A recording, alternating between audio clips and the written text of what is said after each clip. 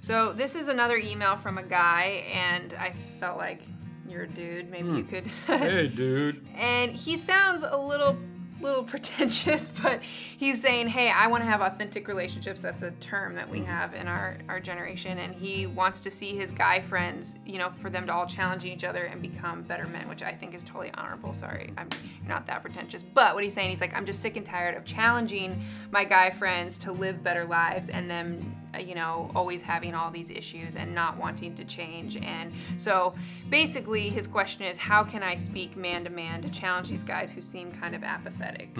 Well, I think, as I say, always ask that question.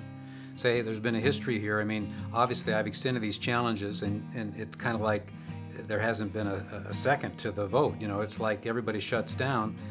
Can I address this? And I would do it individually, not in the group. But say, you know, hey, am I out to lunch here? Am I off base? Yeah.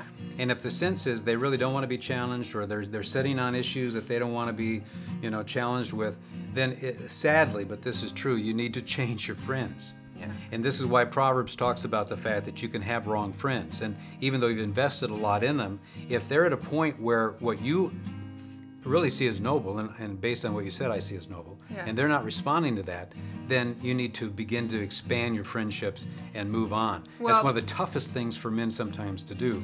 Yeah, but also I would add, and I didn't read the whole email from him, but he was just saying he doesn't struggle in the areas that his friends struggle in. So if you are approaching your male friends as you've got it all together, and then you're challenging them bro to bro, but you come there's across no empathy. like, There's no empathy. People aren't going to want to challenge each other if they think that you think you're better than well, then them. that's a different question. Are you shaming your best buddies? Yeah. Because you don't struggle with what they struggle with, and so you can't imagine why they would, so you just challenge them, which is interpreted by them as shaming them. That's a different issue. You always say you don't motivate someone to change by shaming them. Yeah. It's completely ineffective. You can short term it works. You know, a husband can scream at his wife, shut up, you know, and she'll go quiet, and he thinks, well, that really works. Not long term. It's ridiculous. So you cannot shame people, particularly in the areas where they're struggling at the deepest core of their hearts, and it affects their identity. You'll lose their hearts. So if these men are pushing back due to that, you got to change your tactic. Well, and realize that you might not struggle in that particular area, but you have another area. You've got areas. Right. So That's be right. humble in your approach. Yeah. On the next Ask Joy, Lucy proves that she is the only one in this group with any self-respect. You want to show us some dancing moves? Oh yeah, let's see some dancing moves. Get it. Oh,